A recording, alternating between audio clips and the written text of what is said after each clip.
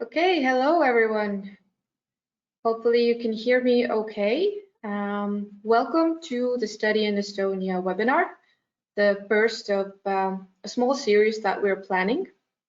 My name is Christina, and I will do a really short intro before we move on to the main topic of today's webinar, which is something that is really relevant to all of us. And there was quite a few of you who registered, so hopefully you'll all be able to join us as well.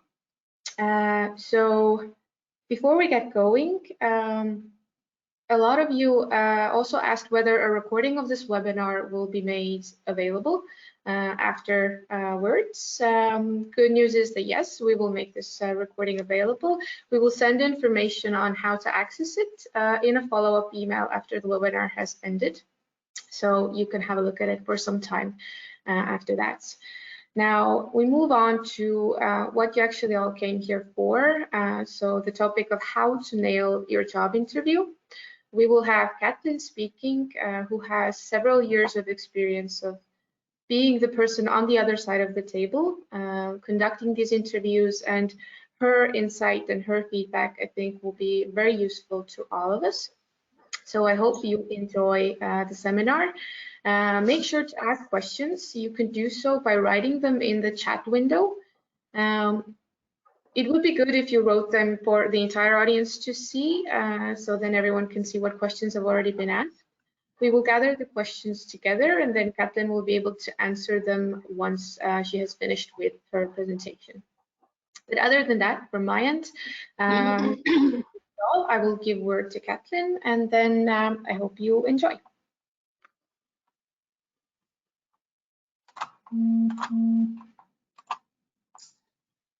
So hello everybody. Let me just get the screen working so you can see my slides, and then we can begin. So as you were told, yes, please ask questions throughout the webinar, and we will go through them in the very end. So today I'm here to tell you how to nail your job interview, and hopefully you can get quite a lot of practical tips on how to do that. And as you were told, and yes, I have some experience in that area. Mainly that experience comes from Fortumo, my last employer, where I spent the last 7 years of my career.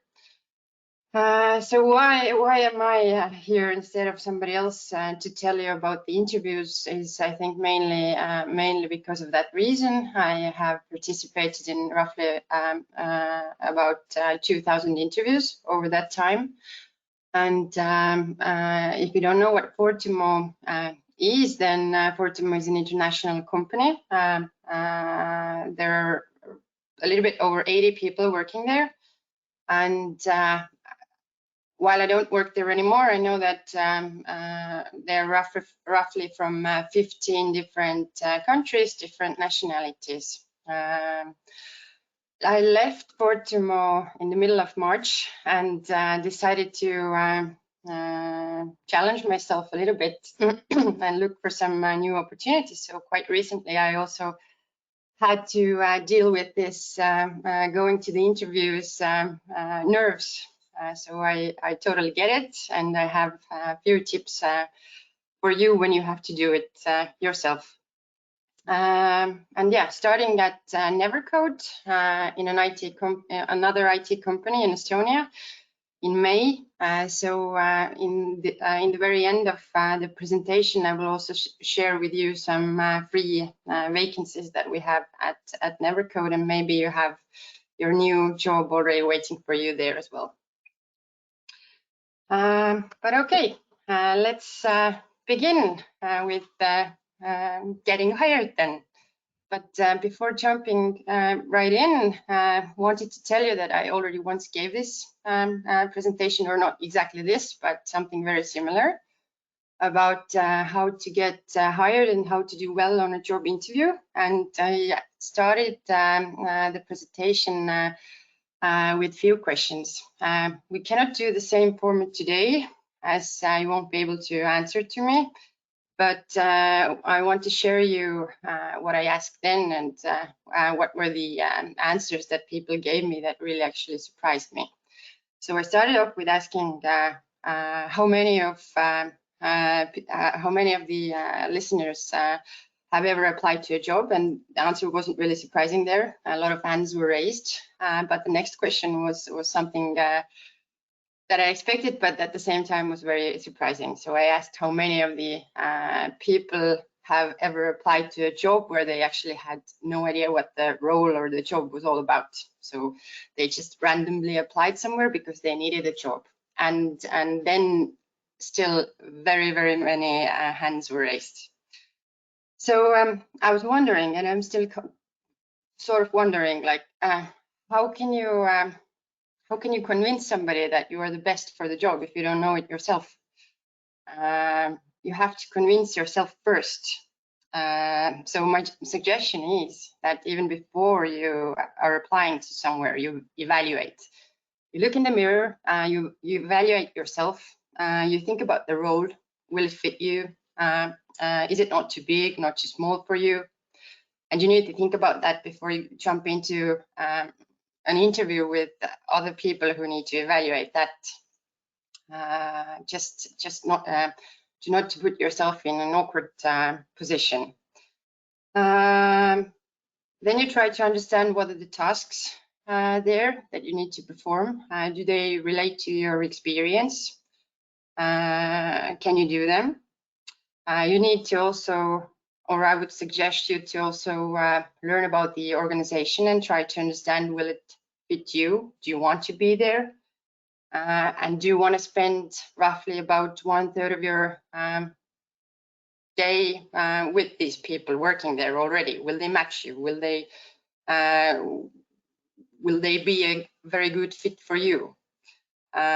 And will the organizational ambitions and growth match your expectations? Do you want to be there? And once you have gone through these questions and maybe a few others as well, and you're sure that you would like to apply, then you can move on. But yeah, you need to convince yourself before convincing others, because you own about 50% of the hiring decision.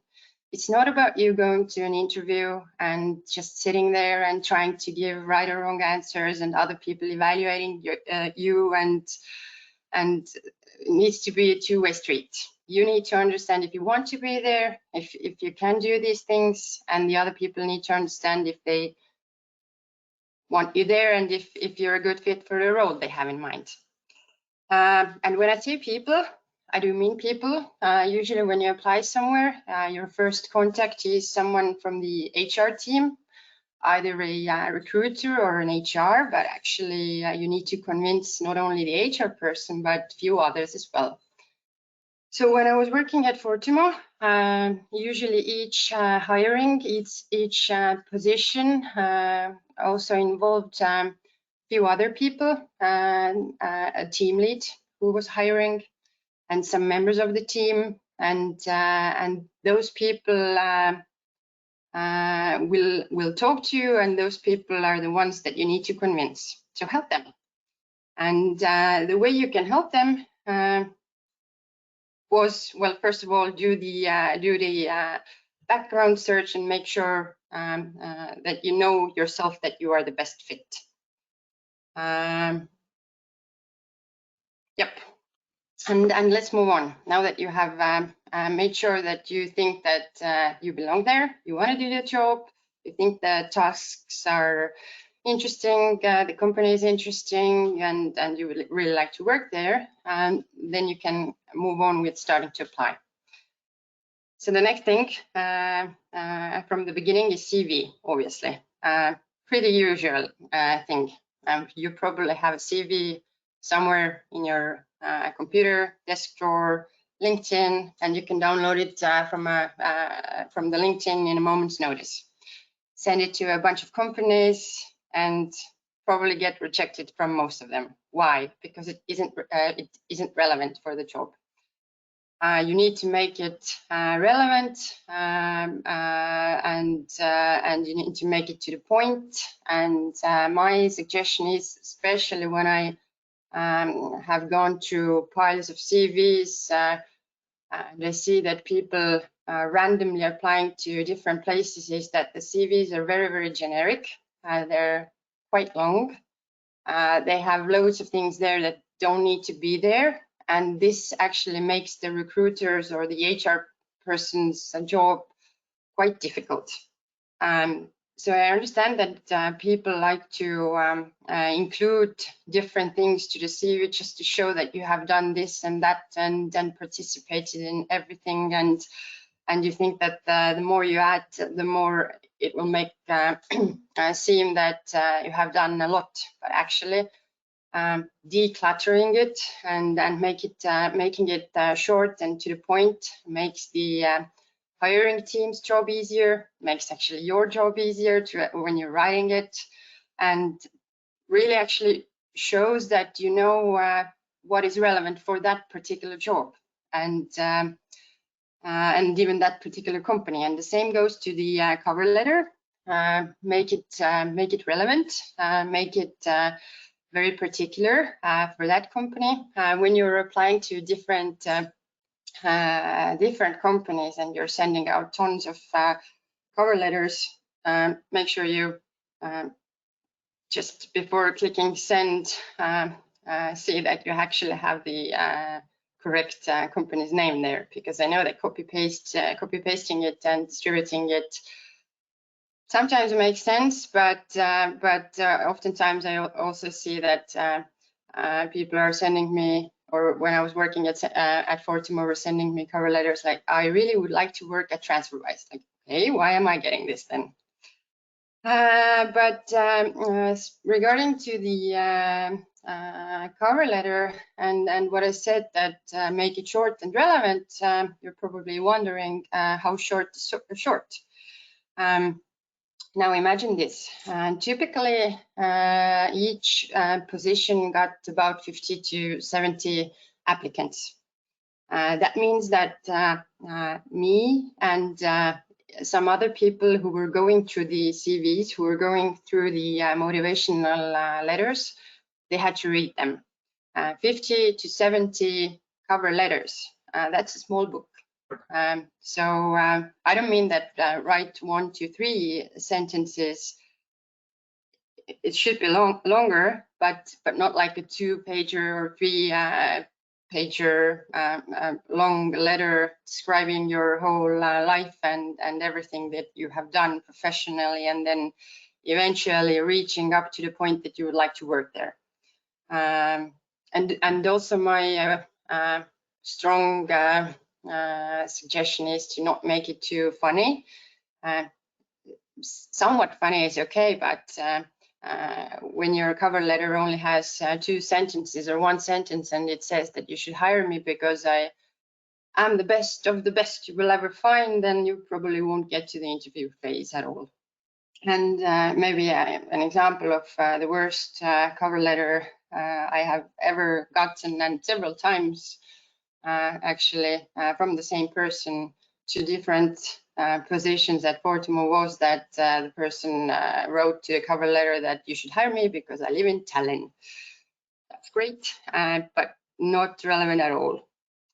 And when you have that CV ready, you have that cover letter ready, and you're wondering what to do with them and how you will be remembered the most, and how you would pop up out from the other candidates, and you're thinking that maybe you should have some clever workarounds, and maybe you should figure out who the recruiter or the HR is and contact them, and perhaps calling them or stopping by the office or adding them to Skype and chatting a little bit before asking where to send your CV. Then I would suggest to avoid that. Recruiters tend to be quite busy people. Their days are normally filled with interviews on top of everything else. So make their lives easier. And you found the job ad somewhere, and they already thought the process through. They have a dedicated link there where you can apply. So use that. your CV and you will be remembered anyway when the CV and the cover letter is or are relevant. So I suggest you use the dedicated channels. Stopping by the office in Estonia is not that common. I know it is in some countries, and I've had visitors to my previous office before, when candidates, especially from elsewhere, not in Estonia, not from Estonia, they sort of pop by unannounced, ask for the HR, and want to have a small chat, and they probably hope that I will remember them better. That way I will, but that doesn't guarantee that that you will get the place in the first interview. So in Estonia, that's not too common. I simply advise you to apply through normal channels, and if the company is looking for somebody like you, they will talk to you anyway. So no need to create any extra steps for yourself and for the people you want to impress actually in the end. And bear in mind, this is just my own personal opinion from my experience. Maybe there are some people even in Estonia who like this very personal contact and touch, and they are welcoming you and hoping that you will stop by. I myself, I was quite busy, and my days were quite hectic. So whenever somebody came, this was like an additional thing I had to deal with. I had to find a time, a place, then have a chat, then make some notes about that person, and then later on see if I could match the name to the CV. And in the end, it didn't get really anything on top. All right, let's move on. So now you have applied, you have sent your beautiful clutterless CV, your to the point cover letter through the dedicated channel, either via CV Online, via Work in Estonia link, or wherever you actually found it. And they saw that your CV is relevant and they actually want to talk to you. So what now? Now is time to do even more homework. So previously you evaluated whether or not you would like to work there, but now dig a bit deeper and understand what the company does before you will talk to these people. Let me share a small story with you. When I was younger, when I didn't have experience in interviews, I was about 19. I needed a job, so I sent out a bunch of interviews. Sorry, not interviews. I sent out a bunch of CVs to very different companies, different positions, and then I was going to one. I was asked for an interview. Did not remember which company it was or even which position it was. Went to the interview, had a talk with a lovely lady there, and the first thing she was asking me was that, why do you want to work in this industry? And I was like, oh man, what do I do now? But I ended up telling the truth. I said that times are hectic. I just actually came from another interview. I don't really remember what this was all about in your company, and she was kind enough to explain me. She ended up giving me the job, but that doesn't necessarily have to end that way if you go there and you have no idea. It kind of gives you minus points. So I advise you to look it up before the interview, see what the company actually does. What's the industry like? What are some of the major news and updates there? Who are the key people behind the company? Who are the people who are going to interview you? And who will be, for example, the team you are going to work with? And then you're more prepared. So a few places where you can search before you go to the interviews are the company's homepage to start with.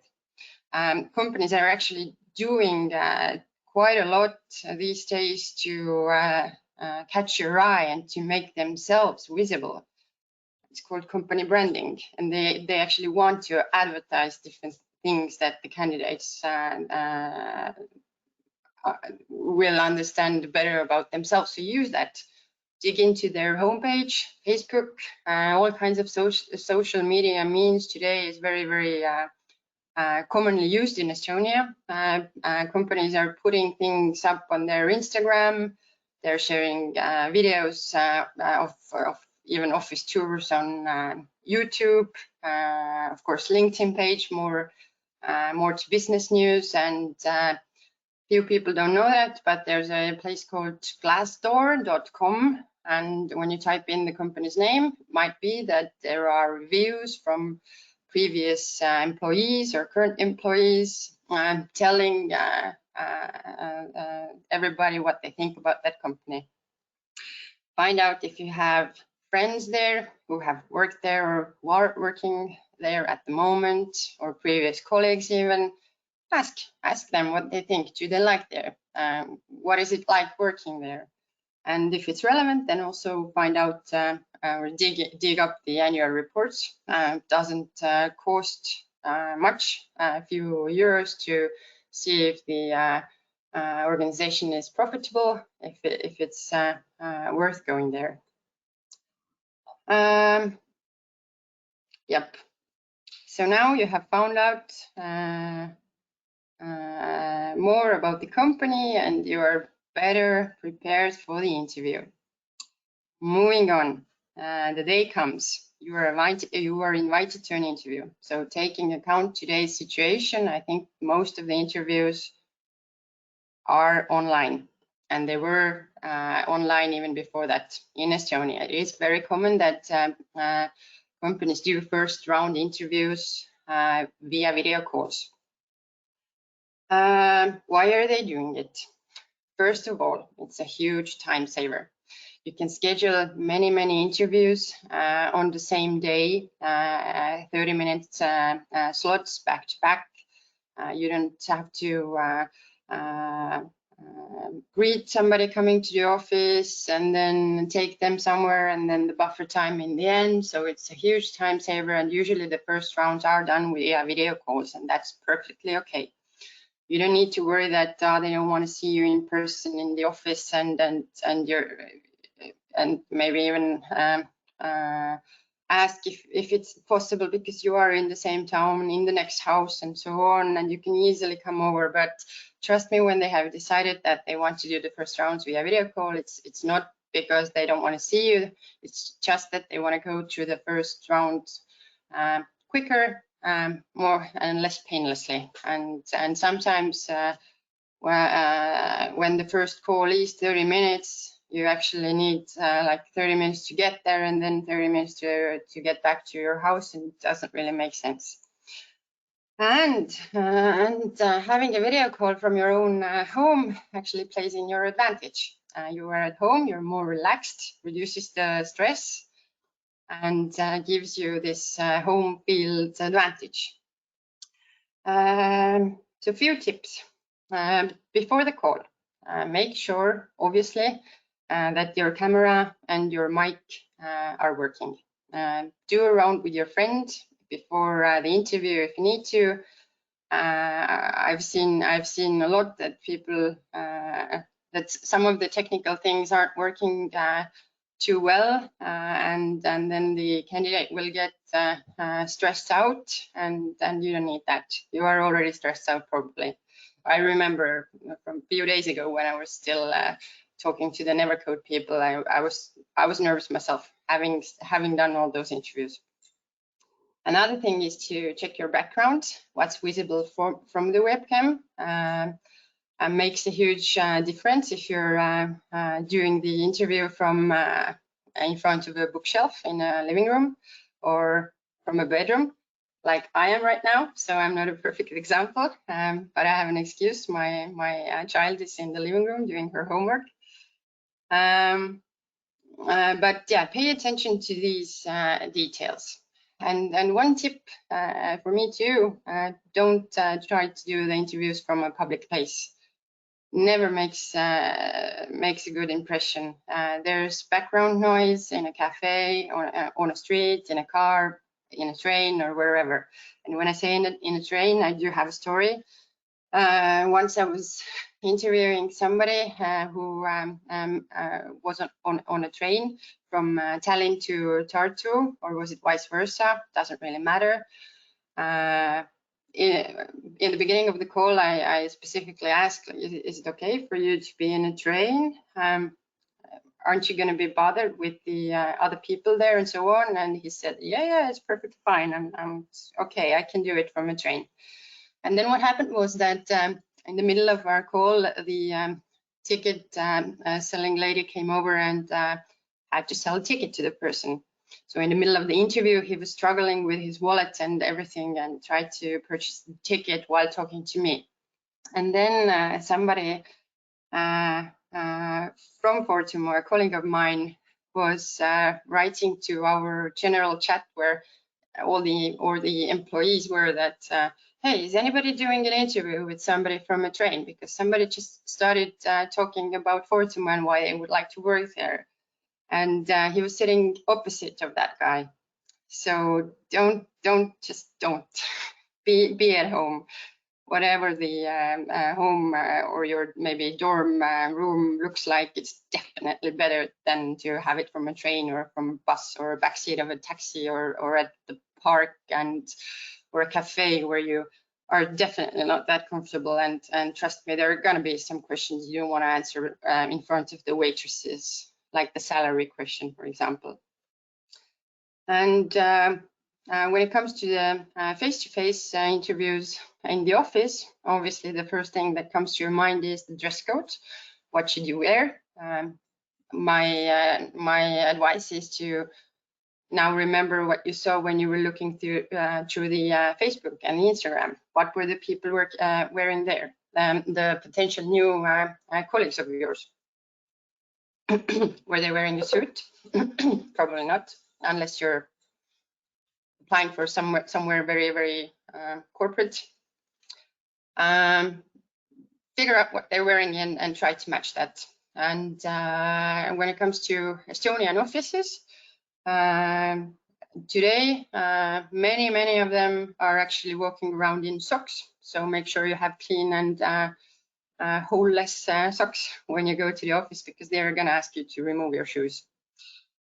So not only in homes in Estonia, but also in the offices. We're weird like that. And try to arrive on time, not too early, not too late. Actually, not late at all would be perfect, but be on time and try to be friendly and relaxed. Try to be confident. You have done your homework. You are there for a reason. They want to talk to you because they think you might be a good fit. And I have one point there on the slides saying scheduling. Then wanted to share that when you are offered a time for an interview, try to make it work. Try not to think that, Tuesday, 1 o'clock, I would probably like to have lunch, so maybe I can ask them if they can do like 4 p.m. instead. Remember, you are one person there. The other side has probably 2+ people, and they need to make their calendars work so that they can have this short call with you. So if at all possible, try to take the slot that you are offered. Just makes it again easier, and you will be remembered in a good way. Of course, if you have a lecture or whatnot, doctor's appointment, it makes perfect sense to ask them if they can reschedule.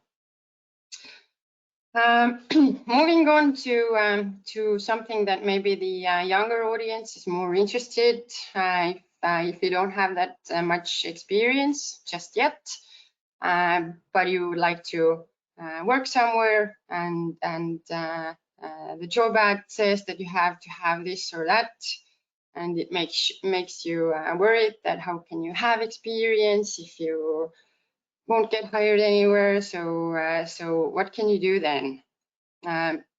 Remember that when you made your CV colorless and beautiful, and they actually offered you a slot for the interview, they already think that you're a good fit, regardless of the non-existing experience. And when you go to the interview, now you can share all the details that weren't included in the CV. You can talk about different initiatives, for example. They will maybe ask you if you have some experience in project management, and you think that, oh God, no, I have never managed a project before, and the project manager seems like this huge title, and nope, you don't have that. Well, you're probably wrong. You do have something. You have gone to university, and you can tell about some initiatives, for example, that you took on a group project. This was your project management experience, and you probably have done something that you can talk about. You can tell them that you, for example, played or play board games, and you once organized an event. You gathered some people. You were in charge of ordering food, drinks, finding the location, getting everybody there, and so on. And this is your event management or experience. And these are the things that you can share in the interview, not really including in the CV extensively, maybe a little bit under hobbies or additional activities, but these are the things that you can go into length during your calls. And be prepared to answer some of the standard questions. There is actually nothing too surprising when it comes to what you're going to be asked about, unless you're maybe applying to Google and some other tech giants, and then they're going to ask a whole bunch of weird questions like, what would happen if you fall into a blender and how would you get out? But if you apply to every other normal company, then they're going to ask you some really basic questions that when you Google first interview questions, most of them probably will appear there. I will share with you a few as well. Strengths and weaknesses. This is a pretty standard first interview question. You're going to be asked about your strengths and weaknesses. So stop stop bringing out cliche answers when you have been asked about your weaknesses.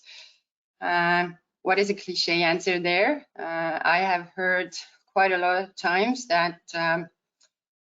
I tend to be a perfectionist, too hardworking. It takes me more time usually than other people around me to solve a task because I'm just too thorough. I pay a very lot of attention to the details, and I don't want to hand in a task where until it's 100% perfect. I mean, it might be relevant and it might be true to some people, but that's a very, very cliche answer. And then like every fourth person is saying that. So maybe just think about some of the true things that you consider your weakness. Like you don't have top-notch Russian skills. You are not too familiar with some softwares. Something that really shows that you can be honest and you have thought through about yourself and you know what you would like to work on. So the perfect answer might be that, yes, I don't have the best Excel skills, but right now I'm taking an e-course and I'm studying that and trying to be better. Very common thing is also past experience question. What have you done before? And here to give you a tip is to be ready to talk about the gray areas as well. Maybe you have been laid off. Maybe some of the work you have done before was only for 1 or 2 months length, so you will be asked about that. And don't lie here, be honest. Why was it? Maybe the job wasn't for you, maybe the environment wasn't for you. It's gonna come out anyway, so my advice is just to be true and honest. What attracts you to this position? This is something that I usually asked during the first call, then I would understand, first of all, if the person remembers where they were applying for to, and if they understand the role. So if I ask what attracts you to this position and they don't know how to answer it, it kind of shows that they either don't remember what the position is all about, or they're not too passionate about that. And yeah, the thing that attracted you to apply wasn't probably flexible time schedules, and I heard that you can do remote work and there's awesome pay and long lunch hours, so it needs to be something more role specific. Some people also ask you why you would like to work in this particular company. So there they can see how much research have you done. Do you know what the company does? What ticked you when you saw a job ad from that company? Why you would like to work there? So that shows if you're a cultural fit, if the things you bring out about the company are the things that the hiring team is valuing themselves. And salary expectations, very, very standard thing that Estonian recruiters and hiring managers are asking. And normally that question comes in the very end of the first call. Might even come in a way that they start the interview with asking their questions, then they leave time in the end for your questions. And then just before finishing, they say that, oh, just sorry, one last question. What exactly were your salary expectations? And this is where they are looking for a straight answer, not something like, oh yeah, whatever the industry standard is, or I don't know, make me an offer and then let's see, or something like that. But most likely you actually do know what you're worth. You can ask around before you're applying. You can ask a friend what they're earning in Estonia if you don't know the standards, or Google it. The info is actually there, and you probably have a life standard that you are used to, and you probably have a number in your mind that you would like to get anyway. So I strongly advise you to share that number, maybe with a clause that it's not set in stone, and we can come back to that in the end. And of course you're flexible, but still, if you have a number, it shows that you have done your research. It shows that you know how much you are worth, and there's nothing wrong about sharing that, even if it is too high. Even if you think that if I say a number that is too high, then they are not going to hire me. Experienced recruiter, when they'll then tell you that it is too high, they will share that, okay, you are expecting an X, and we actually had in mind a Y, and you can get to an agreement after that. Lastly, I brought out that they might ask you about ex-managers or even ex-colleagues or friends' perspective. What did your manager thought about you? One of my favorite questions is or was about a friend's perspective, was that tell me, what would your best friend say about you? And then you are forced to think about yourself in from a third person's perspective, and you, given that you're in a stressful situation, will actually share quite a lot about yourself, what you are really like. And it's quite a good question. So maybe before going to the interview, ask your friend, what do they think about you, or think a little bit about your previous manager and what they shared. What were your strengths? What were the things you needed to work on? And I think these things true.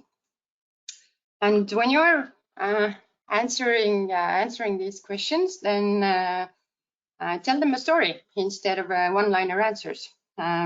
They're hoping to be a casual flowing conversation as much as you're hoping to get that job. So tell them a story so you will be remembered better. So a very good way to prepare yourself is to even think advance. And a very good technique is power story: problem, action, result. So your interview is as memorable as your stories. Let me bring you an example. You are asked, what were your previous role about? And then you can answer either with one line answer. You can say that I was a support specialist in, let's say again, TransferWise. By the way, I have no relations to TransferWise. It's just a big Estonian company that comes into my mind. Instead of that one-liner answer, you can start telling a story. I was hired to be a customer support specialist. So that was the situation, the problem. Think about the action now. So my main goal was to solve as many end-user cases a day as I could to make customers happy. And continue with that. You resolved usually an average 300 cases per day, and you started gathering some frequently asked questions to make your work quicker. And a result, you ended up being the best in your team and solving a whopping 500 cases or whatnot. But if you tell a little story, 3, 5, 7 sentences to answer a question will be better. The conversation is flowing more freely, and they don't have as many follow-ups to your first answer as they might when you give a single liner answer. And trust me, they will have follow-ups if you just say that you were a customer support specialist. The next question will be, okay, then what was your day like? What was a typical day? What did you do? Some topics are also better to be avoided. During the interviews, remember that these are professionals. They are not your friends. They don't need to know your political views or religion that you belong to, or sports club preferences, and so on. It's not a very good sign if you start talking about your previous employer and complaining about them. Even if it was bad, you can share that later when you're already working there. You can share that with your friends. Not a good idea to talk extensively about your family, travel plans, retirement plans, too much about your personal worries and information, or the fact that you really need to get that job because you need to pay your rent, or even some questionable hobbies. You can share all about that when you're already working there, and you can maybe find some friends who would like to participate in those hobbies with you as well. And when you are in an interview, face-to-face interview in an office, small details, but also pay attention on your body language. It's harder to do that when you're stressed out, I know, trust me. But still, if you have thought about that previously, you will most likely avoid some positions. So here you have a picture about the person on a defensive mode.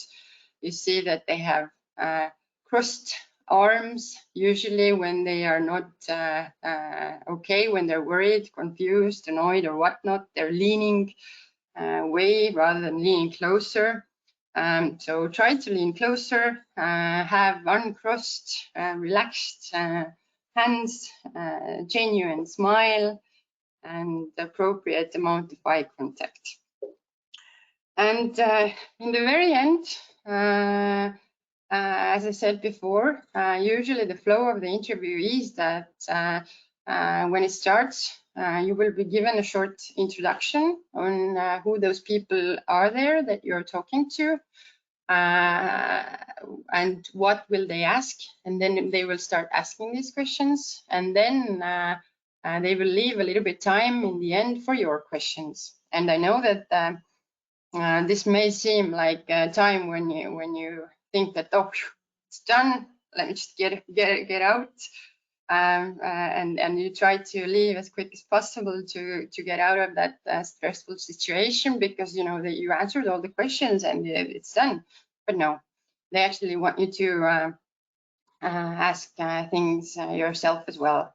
And this is how you can impress them. This is how you can show that you are really interested, and you have things you need to know as well. Will this position match you? Will this company be a good fit for you? So here you can ask that, and ask again about role-specific things, and not too much about benefits, perks, what kind of things they have on top of salary, how long lunch breaks are, and if there's an additional if there are additional vacation days and so on. You would like to understand more about the role. What are the tasks? What does the typical day look like? And or even show that you did your homework and you saw something in a newspaper or online that, hey, I read something about you last week, there was a news, so maybe tell me more, it was so interesting, or so on. And this is how you can impress them. I see that there are no questions, or maybe I'm just not seeing them. So as you were told in the beginning, please don't be afraid to ask whatever you have in mind. Usually when I talk about going to interviews, people have very specific questions, how they will get hired, or what can they expect. So now is the time to give those questions. We can dig into them in a few minutes already. But before ending my talk, the company that I'm going to work in right now very soon is Nevercode, and Nevercode is hiring. So you can see that we have few open positions. If you want to hear more about these positions, please feel free to contact me.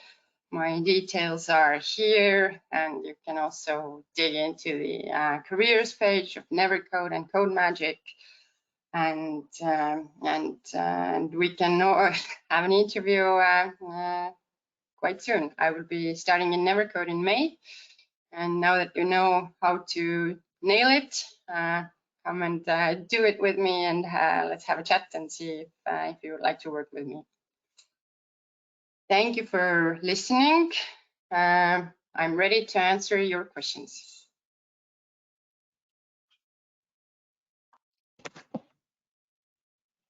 Okay, so thank you, Katlin, for the presentation. Hopefully everyone that's here took some really useful information with them.